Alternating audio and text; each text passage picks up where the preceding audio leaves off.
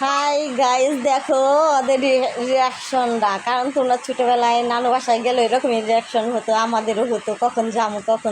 দেখো না কেন নানু বাসায় যার জন্য কেমন করতেছে, রেডিও বসে রয়েছে, কিন্তু বাইরে দেখো বৃষ্টি হচ্ছে, প্রচণ্ড বৃষ্টি, কখন যাইব।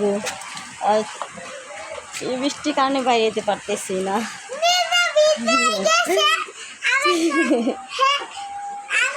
আর ছোটো বাবা আর ছোটো মা আসবো তো, কারণ ওরা এ কথা বললাম কেন ওর ছোটো মা ছোটো বাবা ওর আংটিরই আর আঙ্কেলরা ওরা ছোটো মা ছোটো বাবা বলে বোনেদের দেখার জন্য তাড়াহুড়া করতেছে, কিন্তু বৃষ্টি এসে পড়ছে, দাঁড়াইছে কখন যাইবো তাই বলতেছে আম্মু তাড়াতাড়ি করো নানু বাসায় যাবো।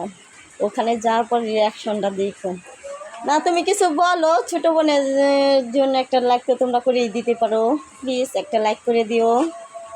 বলো তুমি, বলো আমার জন্য একটা লাইক করে দিও, বলো আমাদের জন্য একটা লাইক করে দিও, বলো তোমরা বলো।